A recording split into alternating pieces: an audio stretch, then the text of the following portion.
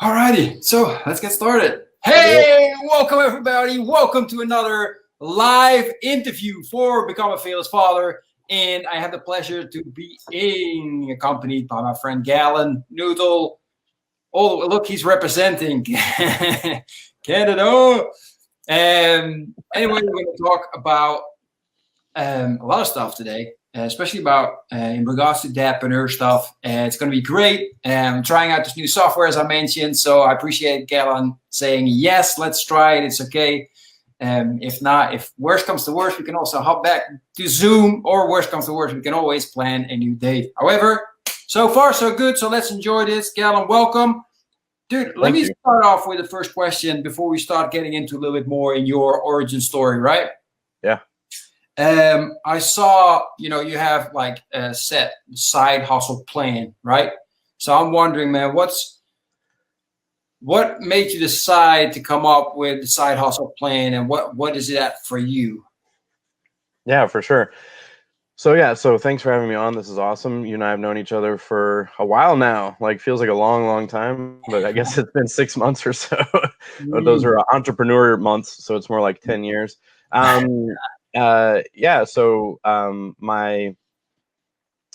My take on side hustle stuff. So I have a day job. I'm a financial advisor. But about 2 years ago, my wife was working at a job she hated, and she wanted to leave. She'd stuck it out for like 6 years at this job she hated. It was a job that I would take her to work, and the closer we got to work, the quieter she got, the more she started like hyperventilating. And I always wanted to ask her how she was doing, but I never did, because I knew that if I asked her, she'd start crying, and she didn't want to go to work with like puffy eyes. So I knew we had to get out of that situation. Now, after toughing it out for a bunch of years, I went back to work. I was home with my kids for a couple of years. I went back to work so that I could make enough so she could quit. And finally, we got to the point where I was making as much as she did. I had a stable income, and she quit her job. Partially because we did some personal development training that was all about fear. And it just said, what's holding you back is fear. And if you get over that fear, you can take these plunges.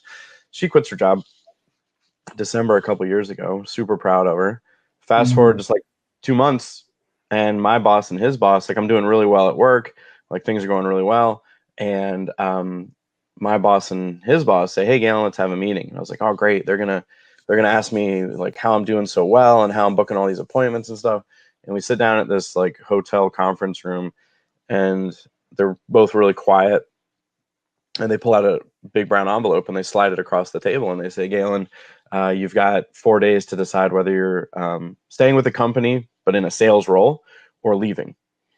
So basically that meant that my office was gone, my salary was gone, my benefits were gone, like a lot of things just gone. And my wife had just quit her job, and we were sitting on 2 houses because we owned a house, we were renovating a house. The renovation was really difficult.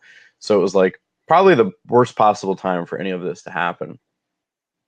But right around that time is when I started my entrepreneurial journey. It really just got triggered by someone who said, I read something somewhere and it said, are you a business owner or are you an entrepreneur?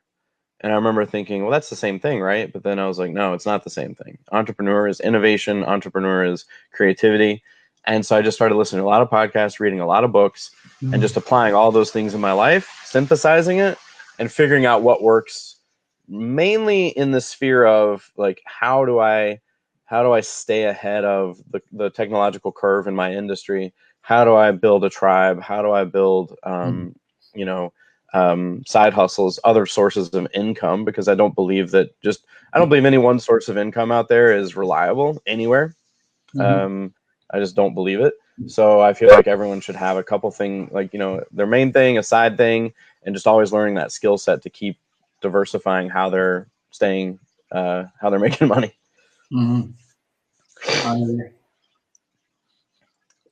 So that's what got you to saying, okay, this is my main thing, and now I'm working also on my side thing, which I'm going to share your journey, right? You're sharing your journey as you building your side hustle plan, right? Correct. That's amazing.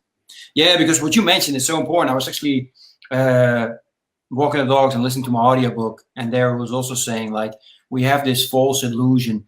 I'm smaller now. I gotta and little quotes. I'm used to being big.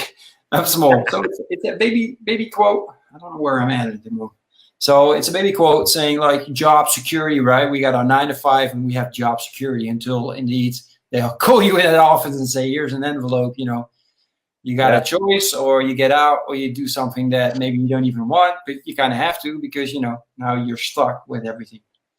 Absolutely, man. So yeah, I'm glad to hear that you're sharing this because it's really important, especially for us dadpreneurs, right? We got so much more responsibility. I mean, if you're just single, you got out of college and it happens, your boss says, look, you're fired. You're like, you're going to be upset, but it's like, yeah, okay. But for us, it's like you're fired. It's like, oof, dude, how am I going to make sure that my kids can still go to, their favorite extracurricular, make sure that they can go to school and have lunch there, you name it, right? So, yeah, absolutely understand it, man. Love it. So tell us a little bit more about you, Galen, and especially also I'm always interested in hearing, what's your family setup look like. Yeah, for sure. So a little bit about me. It's kind of funny, like you said, I'm representing here. I am, so I'm a financial advisor, but I tell people I'm the most interesting financial advisor you'll ever meet. I have 3 passports. I speak 3 languages. I've lived in 4 countries on 3 continents, all by the age of 30. I've been lived in the jungles of Venezuela, got bit by a rat, almost kidnapped by paramilitaries, had to smuggle myself across a few borders. I won't talk too much about that. And almost had my car roll off a hill in the Himalayas when my family was living in Bhutan when I was 8. And I didn't really plan on this, but I'm representing the States here, Canada here. I don't have anything Venezuelan lying around, but that's me. So my wife and I met in Venezuela 20 years ago now, I guess, 19 years ago.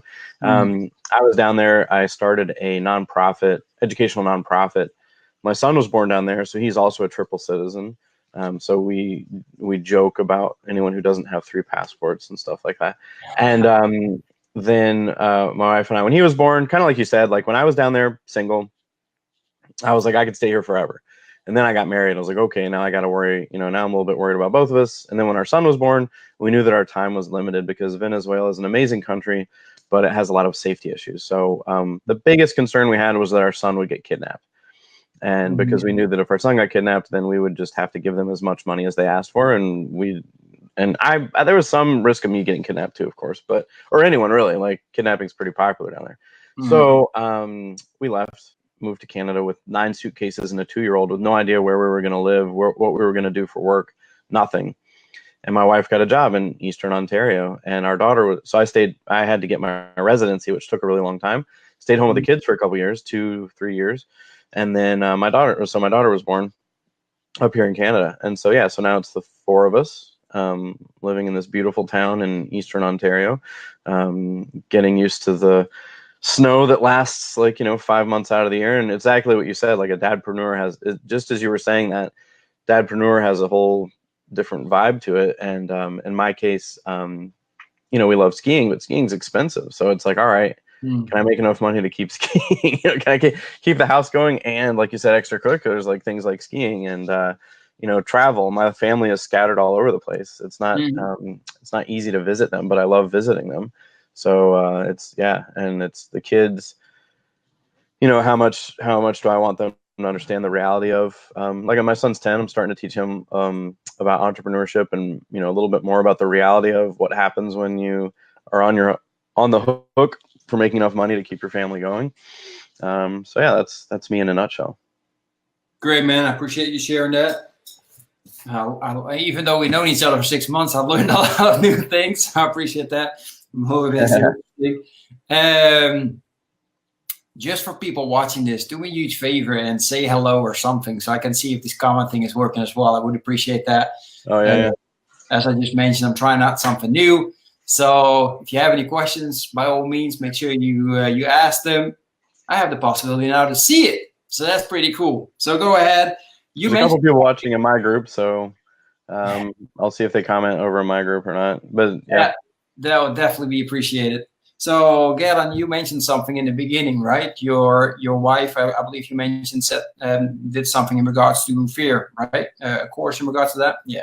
Mm-hmm. So, what is because I'm sure she shared her experience with you. What did you learn? What did fear mean for you first, and what does it mean for you now? Wow, that's a really good question. I should have known we'd talk about fear, considering it's Fearless Father. Yeah, so we both took the course, and our friends, like we have friends who said, "Hey, come over to our house. We're gonna talk about," like, we didn't understand, like, we'd never done anything around the world of mindset or personal development or anything, and so it's all very foreign to us. So our friends were like, "Hey, come over to our house and learn a little bit about a course we took."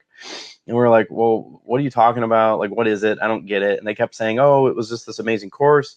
And I was like, "I don't know what they're talking about. I don't know if I want to go to this thing." But then I said, "Well, what did you get out of the course?" And they said, "Well, after the course, we stopped yelling at our son so much."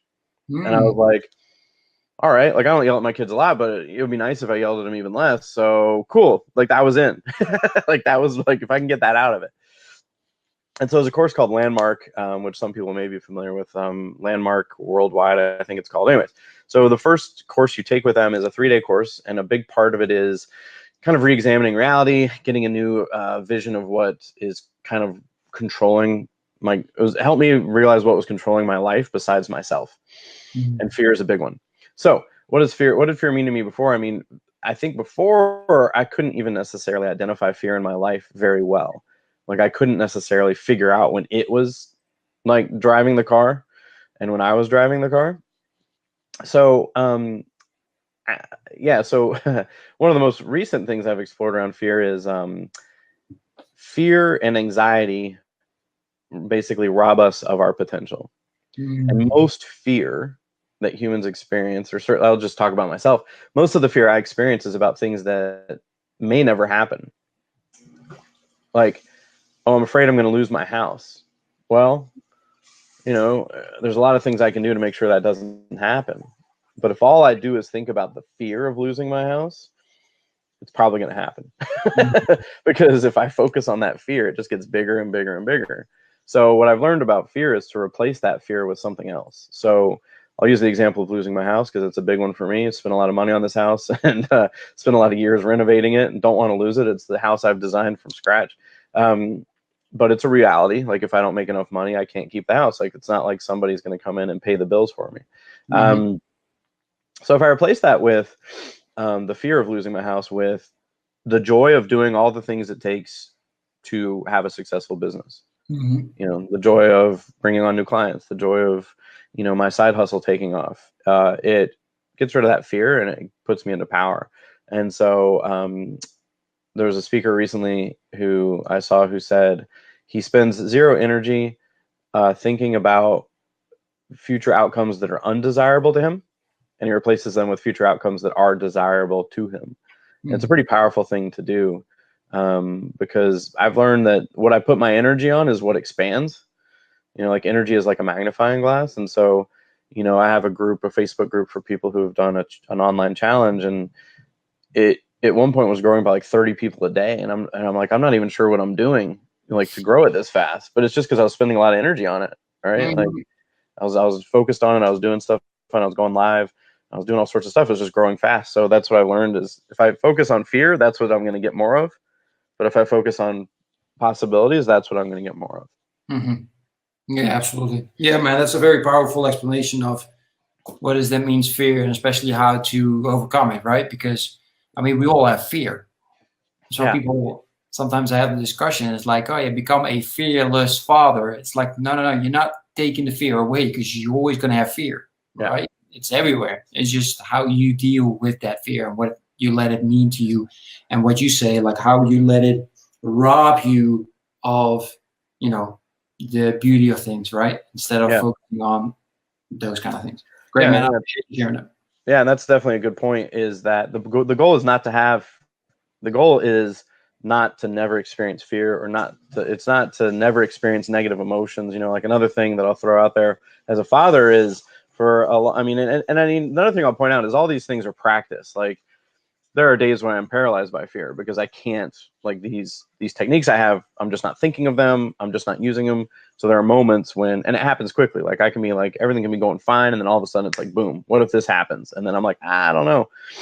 So what I was going to say about the fatherhood side of it, and I mean, that comes from a delusion. Like if someone lives life, if I were to live life with the delusion that I should never experience fear, then every time I do experience it, I'm going to beat myself up. I'm going to, like, you know, have all these negative experiences around it. And what I'll say about that around the delusion side of things is, for the longest time, I was always chasing like perfect moments with my kids or perfect days with my kids.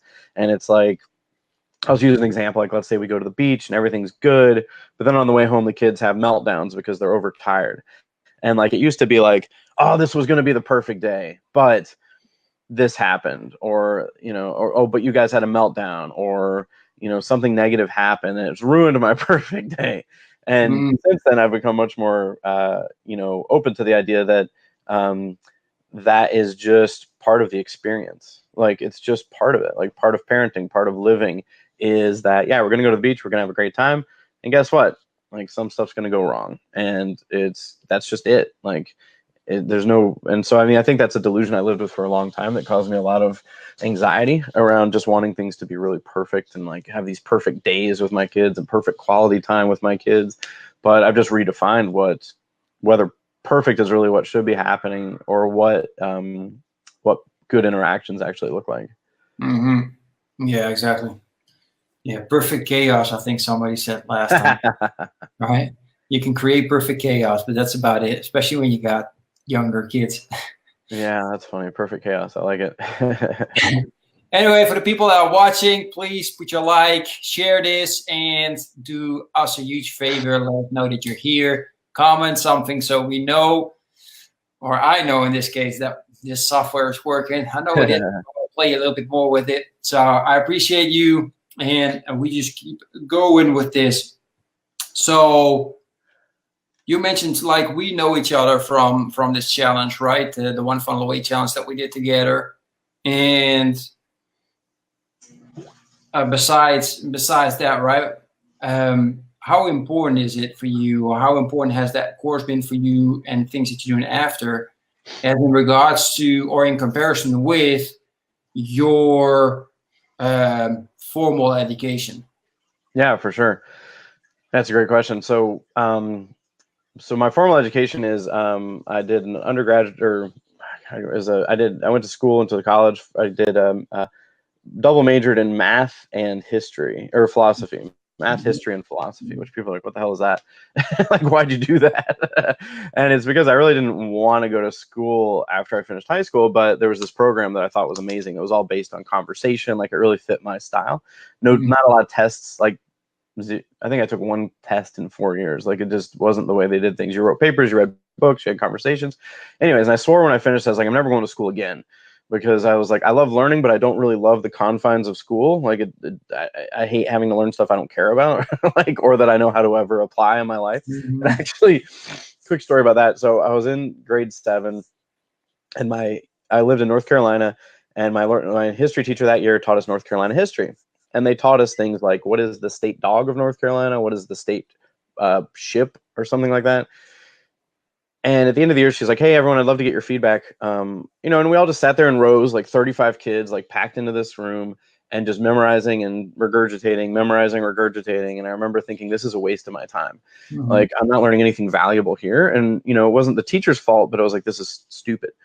Anyways, end of the year rolls around, and she's like, hey guys, I'd love to get your feedback. And I was like, great, this is our chance to say, like, how we don't like this, and how everyone's going to, like, write about how this has to change. Like, this is fantastic. So I wrote this long page about how I don't understand why I had to learn this stuff. I'd rather learn something more applicable. I'd rather, you know, I just wrote this whole thing, this manifesto. And there's like 35 of us. So I'm like, all right, cool. Like, at least half of us feel this way. Teacher gets it all up, takes it home, reads it, comes back a couple days later, and she's like, all right, I read through your stuff. And I'm like, here we go, folks. Like, we did it. She's like, everyone seems okay with what we learned today, except for one person. And I was like, oh my, like, my face got red. Like, because I was a very, like, a self-conscious kid too, like, very shy, very self-conscious. So my face got beet red. And I'm like, is she gonna, like, and the other kids are like, what? like someone complained about this class, and I'm just like, oh my God. Like if she says my name, I'm in trouble. She didn't say my name, thank God. But she did go in a long explanation of why she had to teach what she had to teach, and blah, blah, blah, blah. But anyways, I did feel a little bit bad about that because she's just doing her job. And I'm like, geez, like, how can you feel okay teaching this crap? Anyways, so that sums up my experience of education in a nutshell. So I swore I'd never go back to school after college, but then I decided to get a master's in education because I was teaching. So I got a master's in education. And the biggest thing that going through the One Funnel Away Challenge did for me was so when I started my entrepreneurial journey, I listened to a podcast every day. I read a book I read at least one book a month. I was reading like dozens of books a year, podcasts, but I wasn't applying any of it. Mm-hmm. I wasn't applying any of it. So one of the biggest things I learned in the One Funnel Away Challenge was learn for two. Like I love learning. Like I love learning. Like I love listening to podcasts. I love reading books. I love taking courses. Like I love all that stuff when it's something that interests me.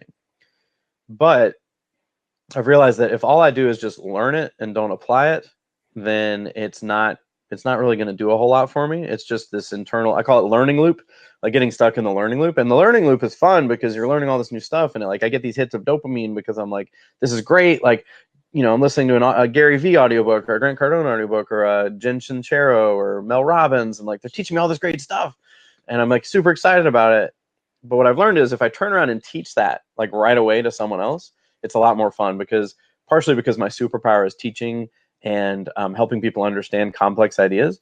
And so when I turn around and teach it, I'm getting the best of both worlds. I get to learn, which I love to do, and I get to turn around and teach, which I love to do. And as I'm teaching, I'm creating material. Like I'm going live. I'm, you know, recording something. I'm creating a course. So that's the biggest thing I've learned is that as much as I love books and courses and everything, it's not really worth a whole heck of a lot unless it's translated into action. And in my case, action almost always takes the form of teaching. Exactly. Yeah, that's well said, man. Yeah, that was a very powerful lesson. Learn for two. Learn like you are teaching it or like you're going to teach it to somebody else. And better yet, you should. And that's exactly what you're doing in the group. So that's fantastic. Yeah, and the highest level of comprehension is teaching someone else. Like when there's like a pyramid. It's like the lowest level of learning is memorization. Like memorization, you can memorize something without understanding it, right? Like I've memorized things in other languages. Like when I was a kid in Bhutan, we memorized the national anthem and we had to sing it every morning. I don't even know what a single one of those words meant. So that's like down here. Then it's like I don't remember the other stuff, but it's basically like, you know, memorization, like reading, whatever. And then the top of it is having to repackage and teach it to someone else is like the comprehension is through the roof on new stuff. So if you want to learn something really well, turn around and teach it to other people. Exactly. Yeah, that's perfect advice, man. I appreciate that. What I'm wondering, man, because you know you're working and you mentioned like I got the side hustle. I'm working on becoming a dadpreneur, and we see great dadpreneurs that we follow. We see their life, and that gets us in sometimes trouble. No, we're like, wow, they're all the way up there, and we see that golden rainbow, whatever you want to call it, right? And then we're down here trying to make it work. What's some of the things that you would like to share with, you know, people, the fathers that are working the 9 to 5 and then see guys? I'll take an example. For example, Russell Brunson. I mean, he's crushing it. For me, he's one of my examples as a dadpreneur, right? Where I would like to be in the future. But what's the true story, right? What are some of the things that people should take into account when they actually decide and take action to take that step? Yeah, good question. I mean, I love what you're saying about, you know, crushing it, like seeing the people who are kind of like people aspiring to be. And so for a second, I'm going to talk about my reality, which is that I don't feel like I'm crushing it at any level for most of the time. About 3 times a week, I'll be in a message with someone, like a chat with someone, and they will say, "Wow, Galen, you're just really crushing it," because I'm going live with people. I'm interviewing some top entrepreneurs. I have a Facebook group of 900 and something people that have all been through the One Funnel Away Challenge. And what else do I have going on? I've published a productivity journal, the Squirrel Journal, and people are like, "Oh, you're just crushing it." And I am if I look at my life in a certain way, and I'm not if I look at my life in another way. So if I look at my life in the way of, oh, but where I really want to be is, you know, I want to be making this much money, or I want to have this much, you know, I want to sell this many journals. Like, for example, I have a Squirrel Journal live training in 2 days that only one person has signed up for. And I capped it at 20 and only one person. And I'm like, what's going on? Like, and I'm like, man, this isn't working and this sucks and da-da. But again, I looked at what's going on. I'm not putting enough attention into the live one. I'm getting a lot more results virtually.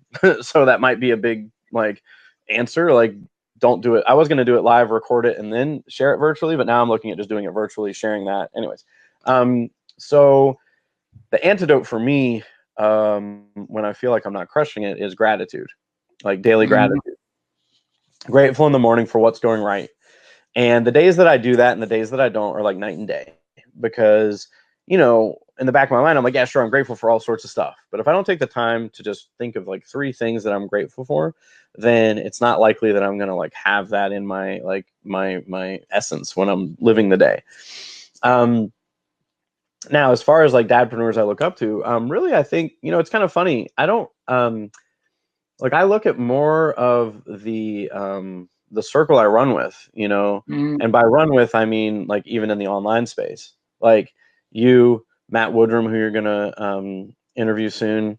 Those are like my people, you know, like I might say, okay, there's these people way up here who are also dadpreneurs, but I feel like I can't relate to them as easily because it's like, well, you know, I'm not running a, you know, how like 200 employee company. I haven't been on the cover of Forbes magazine, like all that stuff. But when I see the guys that are like day to day figuring it out, guys like you, guys like Matt, just trying stuff, seeing how it goes, like figuring stuff out, like those are the people that I, you know, sure, I'll read stuff by other entrepreneurs, I'll listen to stuff by other entrepreneurs, but it's really the dads that just like look more like me, like in the sense of at a similar life stage, like small kids, figuring stuff out. Like that's where I get more inspiration than anything, really. Exactly. Yeah, that's great.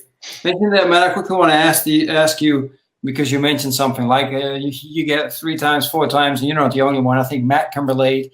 I can relate, right? People saying, "Wow, man, dude, you're crushing it," and you're thinking like, "Am I really? You know, is this what success feels like?" But I don't feel that successful yet, right?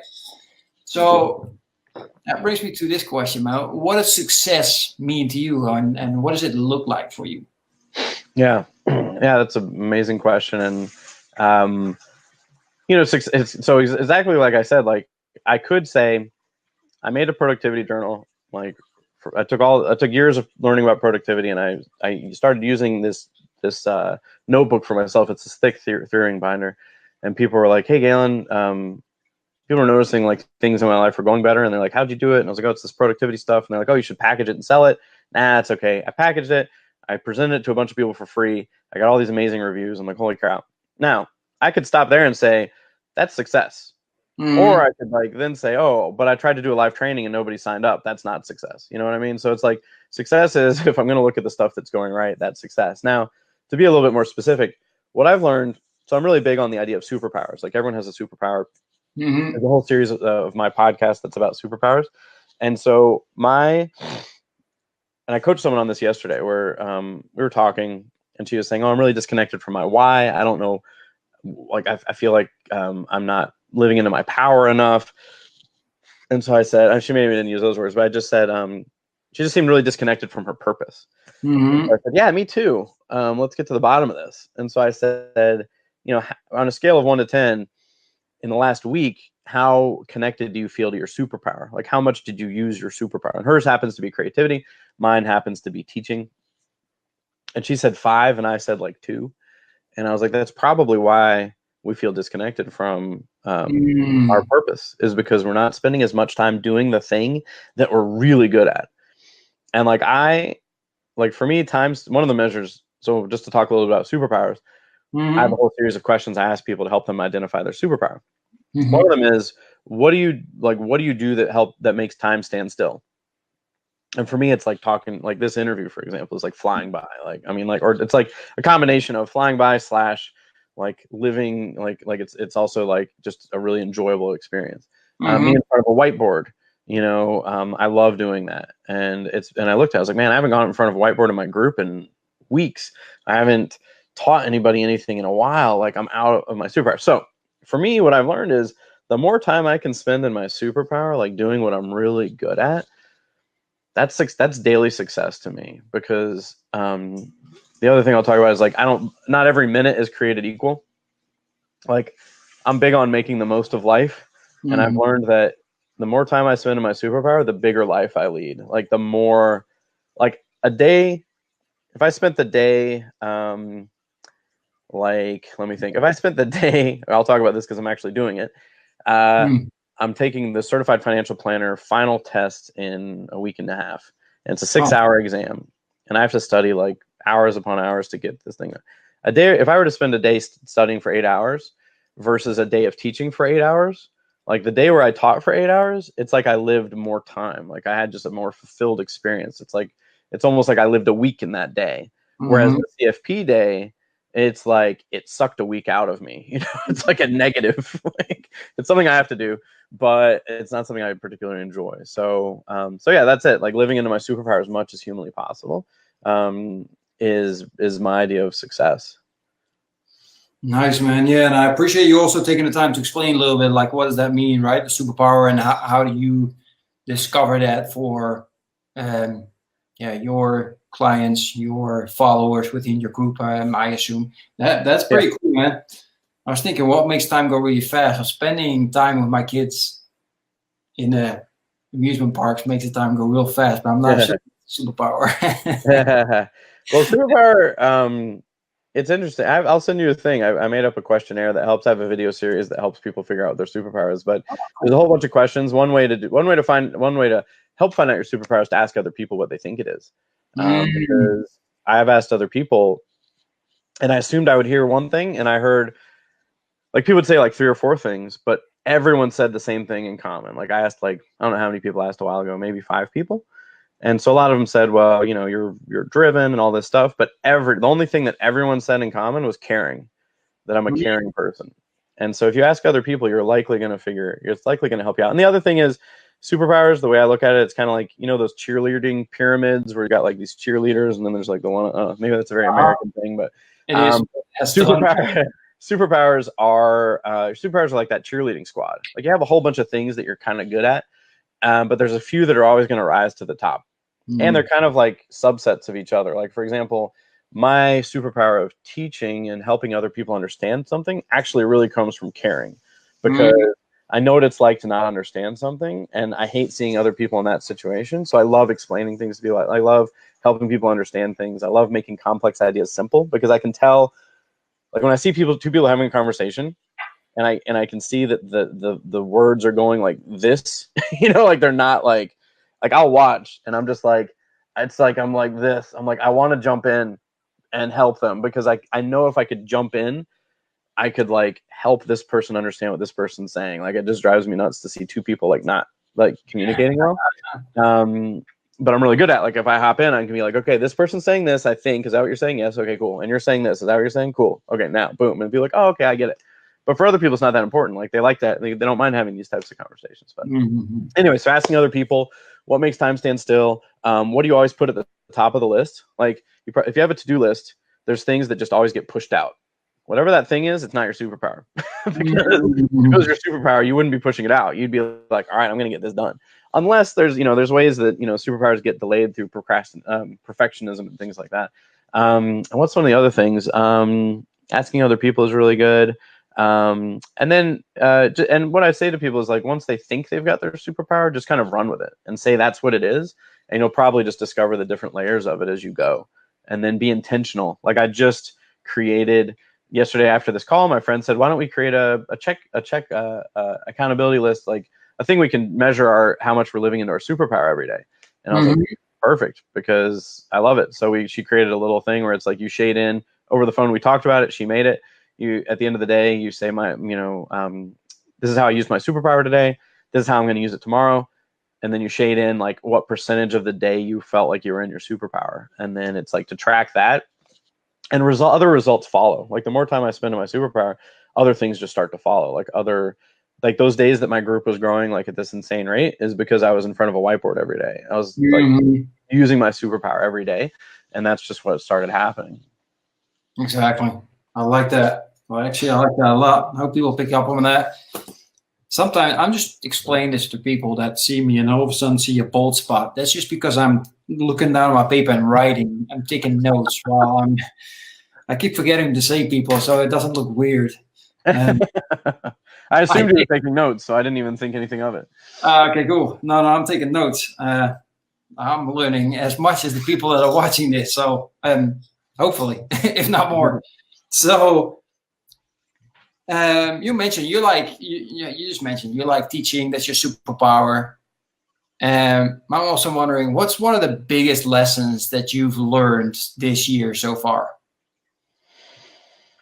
Wow, one of the biggest lessons I've learned this year so far. Man, I feel like I'm always learning, but man, I'll just talk about. So you and I yesterday were talking, and I was telling you how I'm just not feeling like, you know, you're kind of coaching me a bit around just really feeling kind of torn, or like I'm not seeing the success I want to see. And what we got to the bottom of on one hand was I'm expecting a level of success that is not in line with the effort I'm putting into it. So for example, my Squirrel Journal, I'm like, oh, only no one signed up for my Squirrel Journal thing. But in reality, all I did was create an event on Facebook. I had a few people share it. Like, I haven't been going live about it. I haven't been, you know, posting reviews of it every day. I haven't been da da da da da. Like, I just wanted it to happen. And so I think that's one thing. And the other thing is really, it's been over a year now. But I'm still learning this, but I'll share it because I think it's really important, is the focusing, you know, like how, because I think one of the reasons I wrote the Squirrel Journal, and it's called the Squirrel Journal. Actually, I'll hold up a copy of it so people can see it. Yeah, absolutely. Share it. So this is one that's personalized for someone that names Amanda. They're not always personalized, but I use them to dream 100 people. So it's called The Journal to Help You Focus and Hit Your Next Big Goal in 91 Days. And the reason it's called Squirrel Journal is because as entrepreneurs or humans, a lot of times there's shiny object syndrome, where I'm starting down one path and I'm like, this is it. This is what's going to work. I'm going to do it. But then probably 20% into the way, I say, oh, what's that thing over there? Like, I think that's going to work. And then I go over here. And then after 20% into that, then I see something else and I come like way over here and I don't finish anything. And so the original title of my journal, which I may go back to, was The Distracted Entrepreneur's Guide to Sticking Out and Seeing Through with Their Next Big Goal in 91 Days. But the good thing is that that's actually, it's actually a gift, or a gift that entrepreneurs have, to get really excited about stuff. Or people, like, but I think a lot of entrepreneurs, it's easy for us to get, like, we get excited about stuff, we get passionate about stuff. Like, if we didn't, like, we probably wouldn't do what we do, like, because you have to be passionate about something to see it through. Like, if you're at a 9 to 5, and I've been at 9 to 5s, like, I had zero passion mostly about those 9 to 5s, because like, if they didn't make me come here at 9 and stay until 5, I wouldn't, you know. But with entrepreneur, it's like, well, no one's making me do anything. Like, I'm doing it because it's like I'm passionate about it. But that same gift of getting excited and everything can translate into distraction. So you and I talked about it yesterday, and then was it yesterday? Yeah, I think it was yesterday, or maybe it was. No, I can't remember when it was. It was a couple days ago. Anyways, 2 days ago. And I looked at, like, how can I align all the different things I'm doing and all the different things I've learned? How can I align it into one thing and see it out long enough to see it through? And a year ago, I was so John Lee Dumas, who does the EO Fire podcast, wrote the Freedom Journal, Mastery Journal, Podcast Journal. A year ago, he said, "Okay, folks, I'm opening up my show to Q&A." So he put it on his Facebook group, and he said, "Write your Skype address right here, your ID, and I'll add you and I'll call you. Like, you'll see if you're one of the people that gets called." Well, I got really aggressive about getting in touch with him. So not only did I put my ID there, I searched him on Skype. I found him on Skype. I added him. I wrote him on Skype and said, "Hey, JLD, good to talk when you are." And it was like a Saturday. I was doing yard work. And I go outside, and my phone, for whatever reason, he called me on Skype and I missed it. And I was like, no. And so I wrote him back. I was like, I'm good to go. And I told my wife, I was like, you got to watch the kids. Like, I got a chance to talk to JLD here. because if anyone doesn't know, John Lee Dumas, like one of the top 5 business entrepreneur podcast guys in the world, like just super successful at podcasting. He told me I think he told me during the interview that he has 300 people a month that apply to be on his podcast. Anyway, so to be on there was amazing. And I'd followed the guy for a year. I'd listened to his podcast like every day for like a year. Anyway, so he said, Galen, what questions do you have for me? And I said, well, how do you see like one thing through to completion? And he said, okay, here's what you do. You brainstorm everything you think you should be doing. You know, in my case, it's like, should I be doing a webinar? Should I be, focusing on my Squirrel Journal? Should I be doing live trainings? Whatever, like the whole long list. Should I be expanding my financial advice Facebook group? All that stuff. He said, you write it all down. You think about it. You look at it. You pick one. And you put that at the top of the list on a whiteboard above your computer, like in your mirror, like everywhere. And you just stick with that until it's done. And what I've learned is the beauty of doing that, and the beauty of like, my ideas behind the Squirrel Journal is that even if, like, let's say I'm going through it and I'm at like 50% and I think, oh, I need to change what I'm doing. If I force myself to finish it, then what I've learned along the way, and I go back to that list of 20 things I thought I needed to do, I can usually erase about half of them because I learned so much by seeing that one thing through that I can now get rid of all these other things that were actually just distractions or weren't that important, weren't that measurable. So I'd say that's number one. And I mean, last thing I'll say is another big thing I've learned is the business owner / employee hat. So there's a thing I do at night. I put on my hat. So if you and I did a 9-to-5 job, we'd work really hard. The company would keep most of the results of what we make, and they would give a little bit back to us. And if we did it well enough for long enough, maybe they'd give us some money so we could live for the rest of our lives. As an entrepreneur, there's no one there to tell us what to do. There's no one there to hire us, fire us, none of that stuff, right? Like so we have to have the boss brain and the employee brain. So at night I put on my boss hat and I schedule my day out for my employee, who is me. My employee has to do all these things tomorrow. And everything has to fit 2 criteria. 1, it has to be something meaningful that's going to move my business forward. And 2, I cannot care whether my employee wants to do it or not. Like, bosses don't care like whether their employees want to do something or not. Like, the CEO of a company does not care. It's like, you have to do this. That's it. And if you don't do it, you lose your job. Like, that's it. Anyways, so I put on my hat. I'm like, okay, look at all the things I'm going to do. Are they going to move my business forward? And it doesn't matter if my employee wants to do them or not. Wake up in the morning and I put on my employee hat. And the beauty of it is now I don't have to think, because if I wake up to a blank day, I can almost guarantee you that if I wake up at a blank day, and I like come down to my basement, office setup at 9 a.m. and I have nothing on my calendar, when I go to pick up my kids at school at 3:30, I will have accomplished next to nothing because I had a blank day in front of me. And it's like a blank day is like, oh, I have so much time to do nothing.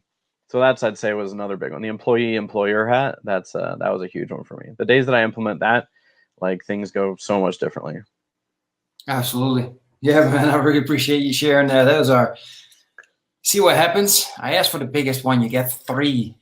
Galen does every single time. Make sure gives you more than you ask for, and I appreciate that. And thank you, Jason, for your comments. I appreciate that as well. Now I know I can share what other people post.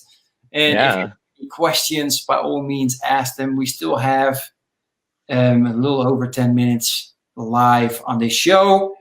I still got tons of questions for sure.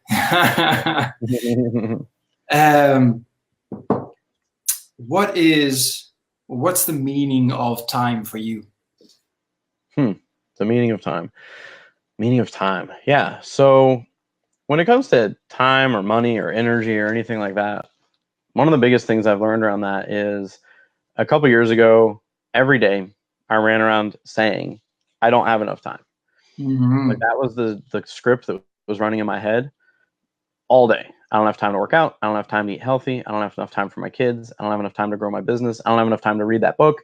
Like, I could keep going. And even now I'm feeling like stressed out. Like, if I say it enough times, right, it starts to be real. A friend of mine said, all right, it's part of my journal too. Like, everything's ended up in my journal. he's like, Galen, have you done daily affirmations? And I was like, daily affirmations? Like, that sounds so goofy. I don't want to do that. He's like, Galen, just try it out. I'm like, fine. He's like, okay, what are the things that you struggle with? I was like, well, I don't have enough time. He's like, cool, let's fix that. I was like, well, you can't, because I don't have enough time. And he's like, no, we can fix that. I was like, okay. So he said, let's come up with an affirmation as sort of an antidote to that mindset. So he said, every day you're going to wake up and you're going to say, I, Galen Nuttall, create all the time in the world necessary to reach my biggest goals. And I was like, okay. So I started saying that, and I started saying it every day. And it started coming true on a bit of a mysterious level, like, and on a bit of a practical level. And so by that, I mean, it felt like I had more time because I just kept saying it. But another thing so the other really important thing was the affirmation in the morning, but in the evening, look for evidence of how I did make enough time for everything that day. Okay. Because if I don't look for the evidence, I'm not going to really know whether I did it or not. And on some days, it's hard to find the evidence. But if I just keep going, I keep finding evidence that I am creating the time necessary. So as an example, wake up in the morning, I, Galen Nuttall, create all the time necessary to reach my biggest goals. At the end of the day, I look at it and I'm like, yeah, so I took the time to, call that client today. I did take the time to hang out with my kids at the park. I did take the time to make them breakfast. I start looking at all the things I made time for. And so now my stress around time is really diminished ever since I started doing that. The other thing on a more practical level is I just spend more time in what really matters. Like when it actually comes to, like I said, the things that are actually going to move my business forward, less time being busy, more time being productive. And I just have more time at my disposal. Another thing is leveraging other people. Like one of the things I've learned is that there's so many people out there ready to help me if I just ask. And I hate asking for help. I hate like anything. Like I'll be going out to the barbecue with like a plate of stuff and like a thing and a thing and a thing. And I'm like walking and I have to ask someone to open the door for me. And I'm like, oh no, I should be able to open the door myself. Like, and I'm like, okay, fine. I'm like, hey, can someone open the door for me? Anyways, but when I do ask for help, I'm amazed at how many people are out there just ready to help me. Like even people that don't even know me that well. And so that's another way to leverage to expand time. Like being in your superpower is probably number one. The affirmation and evidence is like way up there on expanding time. And then the last one is leveraging community, leveraging friends, asking them for help. Because there's a ton of stuff I'm not good at. My wife and I thankfully are like, like when it comes to skill sets, I'm like the guy who's completely willing to go live and get on the stage and all that stuff. My wife doesn't enjoy any of that.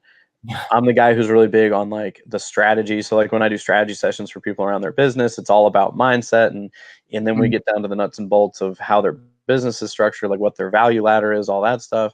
And then they're like, okay, cool. Now let's turn that into a website or a funnel or whatever. And then it's my wife's turn to take over. She's like, cool. She knows how to design. She knows how to, code and all that stuff that if she needs to, she knows how to integrate systems, all that stuff that I like.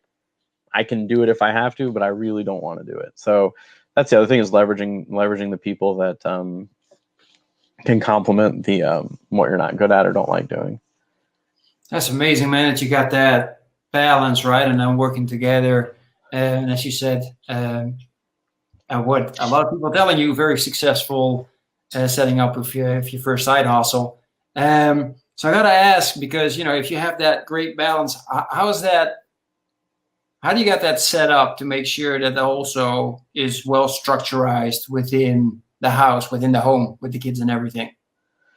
Yeah. So, I mean, in our case, excuse me, I have some allergies going on here. In our case, our kids are old enough that they go to school from, 9 a.m. to 3 p.m. And so one of the things we do is we started doing is making sure that we're getting those really important tasks done while they're out of at school. Because it is harder when they're home. It's harder, like they want to play soccer with me. Like my daughter this morning was like, let's play soccer before we go to school. And we have this really nice loft where we can kind of play sports and stuff. Nice. I was like, no, I got to get started. Anyways, so it's really just maximizing when they're not here. The other thing is like also not diminishing the fact that, I'm kind of downplaying how much my daughter can fit into this, but my son is 10. He's starting to learn, like I'm starting to teach him how to do stuff online, starting to teach him how to, build things online. So bringing him in, like, that's what I call like authentic multitasking. It's like, there's multitasking where it's like, oh, I'm writing a blog post, but I'm also checking Facebook and my phone is ringing. Like that's not like everyone, like a lot of people think that that's, you know, they can multitask, but there's a lot of brain science that shows that humans can't multitask in the sense of like, I can listen to a podcast and do yard work because yard work doesn't take a whole lot of my brain, but I can't, like, we still have a brain power to a certain extent. So if I'm writing a blog post that takes a lot of brain power, every time I'm switching to another task, it's messing me up. Anyways, but authentic multitasking is when I say, okay, how can I take different facets of my life, like my kids, my work, my exercise, my faith, like how can I combine those things? Because it helps me avoid the feeling of, oh, I'm working, but I should be spending time with my kids, or I mean, part of it is just that's just the fact of like life. Like I'm not always going to be in balance all the time. You know, some days I'm going to have to pull a 12-hour day to study my CFP stuff, and I'm not going to see my kids that much. I'm not going to work out, whatever. Like to be okay with that. But then above and beyond that, it's like, well, how can I combine this? Like, can my son help me write the flashcards for my CFP? Can my daughter help me with the yard work? Can the kids go on their bike while I go for a jog? You know, like how can I combine these different facets of my life? That's a huge part of it. And but I think I'm answering something that you didn't ask. What was the question you asked? You asked, about my wife and I and like the structure and the dynamic and everything. Yeah. So I mean, it's something we're learning, but like at the end of the day, so just to give an example, if we're gonna build a funnel for someone, I have a strategy call with them where we go over their value ladder, because most people haven't defined their value ladder. So it's basically like, you know, what's that, you know, low barrier to entry thing that we're going to give away? What's the next thing after that? And then like, what's the top tier thing that we're going to do? Most people have not structured their business in that way. And in fact, it's not a part of the challenge that we were a part of. And so I love adding that to the thing, because most people, or at least not in the way that most people, like a lot of people are like, oh man, that's the piece I was missing. I didn't understand that I can like create these different levels. I record it because I'm never going to capture everything the person says. And it's usually a 45-minute call. Then I go sit down with my wife and we just make a checklist of everything she's going to do and everything I'm going to do. So it's like, okay, you do the design, you do the integrations. I'm going to write the copy based on the conversation I had with that person. So it works pretty well that way. I think my wife gets more frustrated with me just because she's the kind of person who once she starts something, like she finishes it. Like she did the OFA challenge a couple months ago, and she had a challenge with ads running by the end of the challenge, which is probably less than 0.5% of the people who do it. I'd say actually well less than that, less than 0.25% of the people who do it. She had a funnel up and running for which she had created content, and she had ads taking people to the funnel, like by the end of the challenge. Like that's the kind of person she is. Like she just like runs with it. I'm a little bit more of a like, oh, I need another day to think about the copy, you know, let it percolate in my brain a little bit more, and then I sit down and I write some, and then I get up, and it's like she's just like, oh my god, just sit still and do it. So, but that's how we've kind of learned how to structure it. And just yesterday, she created a sort of a menu for like what people want. You know, do you need just the structure? Do you need structure and copy? Do you need structure, copy, integration? Like these are the different tiers of what we can do for you. So it's kind of helping organize things little by little. But it's really just doing it. That's how we're figuring it out, right? Like absolutely. I always think of everything I do. It's kind of like I'm entering into a dark forest and I'm like creating my own path. And I can only see a couple steps ahead of me. But when I turn around and look, I'm like, oh, I can see the whole path behind me. Like now I can look back and say, oh, this is how I did everything. But at first it's like, geesh, like where's the next step? Where's the next step? Yeah, but in the end, that's what it's all about, right? Just taking that next step. And what you mentioned, like by the time that you get there, you can see everything that you've done, and hopefully you've ended up where you wanted to be. Sometimes you end up somewhere else, right? But it's still a great place to be. Oh yeah, absolutely. Absolutely. So, but it's great, man. I appreciate it. Thank you very much for all your time. Last thing, man, because as I mentioned, I still got tons of questions. I'm sure that people out there that are watching this, they might still want to get to know you better or have some questions. Maybe they want to join your group, etc. How can they get in contact with you, Galen? Yeah, for sure. So I have a group called Side Hustle Army OFA Challenge. If you've done the One Follow Me Challenge, that's how you can get into that group. I also have the Side Hustle Army Facebook group, which is open, or Facebook page, which is open for everyone. And then if you want a copy of the Squirrel Journal, that you can find at thesquirreljournal.ca. .ca for Canada. So thesquirreljournal.ca. Actually, if you go to thesquirreljournal.ca right now, you can download. I basically took the best productivity hacks I've learned and I put them into a 4-page guide that you can start implementing tonight. So If you go to the squirreljournal.ca, put in your name and email, you'll get a free guide, a productivity master guide, and then have the option afterwards to buy the journal if you want. The journal comes with an audiobook version, an online course, and access to a Facebook group that's just for people who have bought the journal to get accountability, and extra training on that. So yeah, no, I appreciate it. Those are the best ways to kind of connect with me. Fantastic, man. I appreciate it. So again, thank you very much for being on. Everybody else has been watching, thank you very much. Software didn't let me down. Everything worked. I'm excited. That was great. So I'm very happy about that. Look, see we even got. Hey, Teresa. So that was really cool. That is really cool. So we can share it like this. So that's awesome. So I appreciate everybody. Teresa, Jason, thank you for being here. Everybody else, thank you for being in. Next time, please leave a message so we know who you hear. We can name you as well. And make sure you check out Galen. And one you've noticed, he's honest about where he's going. Man, I got to go like this. I'm not used to having this small screen for myself. He's honest about where he's going. He's honest about all the mistakes that he's making, all the failures, and he's sharing his successes. And there's no better way to learn than that. Plus, the Superpowers teaching. What more do you want? So that said, thanks, everybody. And I will speak to everybody very soon. Take care and have an amazing, terrific Tuesday. Bye-bye. Bye. Are you still meeting up with your friends now that you're a father? Kids making you stress out. You got no time for yourself to work out, read, or relax. Can you still remember the time you were hanging out with your friends, feeling energetic, happy, and confident? Spending time together and talking about your life and your crazy dreams. You're feeling alone now, don't you? No one to share your challenges with, and you're just running around from one storm into the next. Well, it's time to change this now.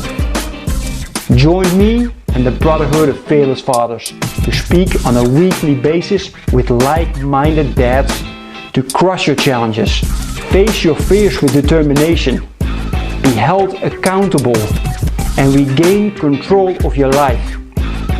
If you want to become the hero your family needs you to be, then go to becomeafearlessfather.com/brotherhood.